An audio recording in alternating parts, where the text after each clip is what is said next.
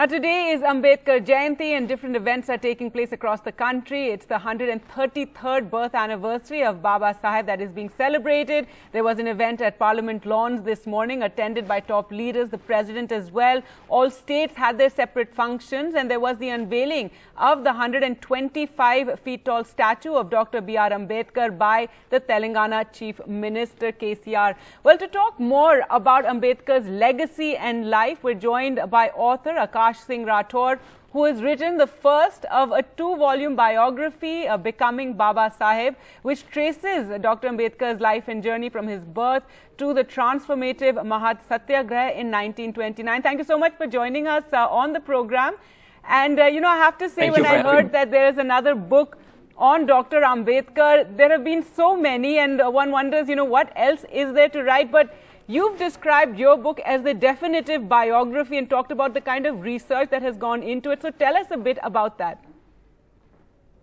Well, there have been two classic biographies that were written during Ambedkar's lifetime itself, and all of the subsequent writings that have come out, and you're right, there are many, but they've all relied on those two classic works. After 70 years, I thought it was time to go back, look at the archives, get a fresh perspective, and I found so many facts that have never been disclosed about Ambedkar's life by rummaging through archives in London, New York, Delhi, Mumbai, and so on. So I have managed to dig up a wealth of new details about the life and times of Babasaheb. Right, and that's so important that, you've actually gone to the archives, gone to the records, because these days a lot of books that are written, then later it emerges, a lot of it was hearsay or things that were repeated earlier. But what was the one thing that inspired this story? When did you realize that there's a lot that we don't know and, you need to do that research and come out with this book? Well, there was one really aha moment when I was in London in the India office archive. And I managed to find the original passport of Dr. Ambedkar from 1932, applied for in his own hand. And completely mystifyingly, he's listed his year of birth as 1892, whereas we all know it as being 1891. This made me reflect, how could Dr. Ambedkar himself have given this year of birth? When we go through his letters, we find that 14th April, the day we're all celebrating today, he has stated is not actually his date of birth either. So when you get so many different documents that can only be found in archives, it makes you realize that you need to start piecing together the story once again. It's not just his date of birth or his year of birth. There are many new facts about what the British were conspiring to do with him, to get him out of politics. They wanted to appoint him as a judge where they knew once he was a judge, he wouldn't be able to be politically active. And stories like this that one can find when you dig hard enough. Right. And I've been going through the book. It talks more about the man that he was, his family, his journey, his years in America, his years in England as well. In fact, let's talk about his years in America, which are very interesting. One would have thought that, the entire movement of black consciousness was what inspired him, gave him a lot of ideas about activism. But it turns out it's more the women's suffragette movement, and that he had a lot of colleagues or people he was studying with or working with who were participating in that is something, that he experienced over there. Yeah, this was a surprising revelation to me. As we know today, the Dalit movement internationally, as we can see with the new bill against caste discrimination in California and the events that are going on there, contemporary Dalit movement is largely inspired and working hand in hand with Black Lives Matter and Black consciousness movements today. And it has long been believed that when Dr. Ambedkar was in Upper Manhattan, 1913 to 1916, he also had this same sort of relationship with the emergence of Black consciousness and the Harlem Renaissance. When I went to look into the realities of that, it became clear that Upper Manhattan in that period was not the Black Harlem that we know it to be today. And the Harlem Renaissance was a decade after Ambedkar was there in New York. So I wondered, what was the source of inspiration for him in discovering this new mentality for raising Dalit consciousness and civil rights? And I found to my delight that it was the women's rights movement, not the black rights movement, that had so captured Dr. Ambedkar's imagination when he was in New York. And many of the women who participated were even studying with him, leading marches there. Yes, a woman who was the first Chinese-born graduate of Columbia University, just as Dr. Ambedkar was the first Dalit graduate of Columbia University. His batchmate was leading marches, women's rights marches, up Fifth Avenue, along with Dr. Ambedkar's supervisors, his doctoral masters and doctoral supervisors. So Dr. Ambedkar was fully immersed in that. All right. Also, you've spoken about certain fallacies that have been perpetuated about Dr. Ambedkar, those first two biographies that everybody seems to go back to. And even in that, there's certain, facts that have been misquoted, some absolute fiction as well. Interestingly, you also speak about his relationship with Savarkar, and you've even reproduced a letter in the book, which till now, I think one only talks about the first couple of lines of that letter, and that gives a very different impression of what that letter was about. Yes, for 70 years, we've had the wrong idea of the relationship of Ambedkar and Savarkar, and this has been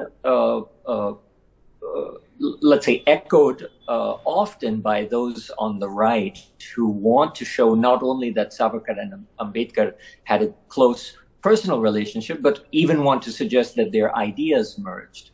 This all goes back to misreading, or rather selectively reading, the two-page letter that Dr. Ambedkar wrote to Savarkar in 1932. Ambedkar's own biographer, Dhananjay Kher, had himself written a biography of Savarkar, and it was a personal mission of his to bring Ambedkar and Savarkar very close together. But this was not historical fact.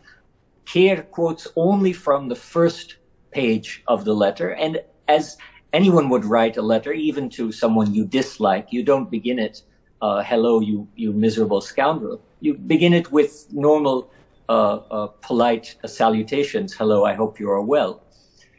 This is not the content of the letter, however. The content of the letter is a very damning critique by Ambedkar of Savarkar's politics and the way that he's toying with those who were called the untouchables at that time, trying to lure them by temple entry into the Hindu fold in order to increase their numbers against Muslims.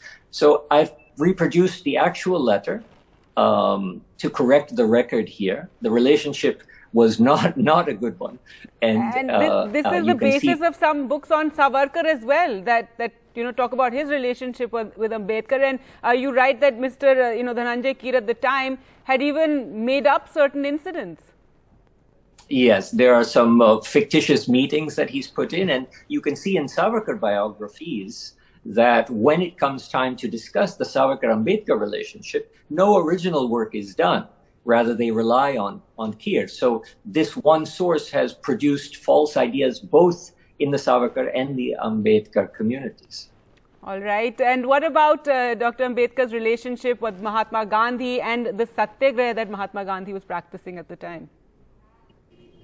Yes, well, this is going to be more the content of the second volume when I take up from 1930 onwards, the Roundtable Conference. But what we do see prior to the Roundtable Conference, when Gandhi and Ambedkar would have their big face-off, what we do see is that the younger Ambedkar is quite inspired by some aspects of Gandhi, the Vaikam Satyagraha, and he takes this inspiration up and into the Mahad Satyagraha, which was so instrumental in transforming Ambedkar from a local figure to a national one.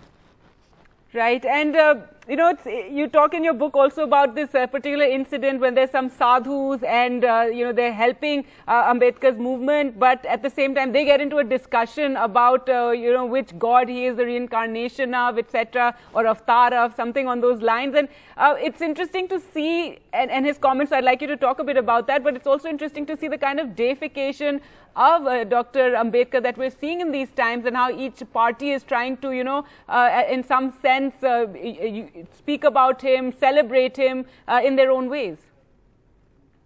That's right. The deification that we see today, so prominent, has its origins back in a particular moment in 1927, after the Mahad Satyagraha, when Dr. Ambedkar had achieved, for his community, rather larger than life achievements. So a group of sadhus got together to decide, well, it's clear this man can be no mere man, he's a god, but which god would he be? And they decide, well, his character, his demeanor is a lot like Rudra, so he must be Rudra. But then another wise sadhu raises the objection that Rudra cannot appear in the body of an untouchable. And so this debate goes on for hours. And they decide that Ambedkar must be half Rudra, but he is certainly a god. The reason I include this is not just because how, you know, interesting it is. I include this in the book because Ambedkar's own reaction to hearing about it. Once he heard of it, he laughed rather hysterically for a moment, as anyone would. But what's poignant is that he soon became very serious. And his response to his people was, this is how Brahmanism has poisoned the Indian mind. So this idea of deification, that a mere mortal, a mere man or woman couldn't achieve the ambitions of social revolution and progress, he found very dangerous. We shouldn't deify a struggle that is within human reach, human capacity. And Rubin, you know, one wonders, you know, seeing what has happened these days with this massive statue also being released, what would Dr. Ambedkar have had to say, you know, about the kind of deification we're seeing of his memory and, you know, his life and times right now. But thank you so much, Aakash Singh, for speaking to us, and looking forward to the second book as well, which I imagine you're now working on, you know, extensively. Thank you so much for joining us. Thank you very much for having me.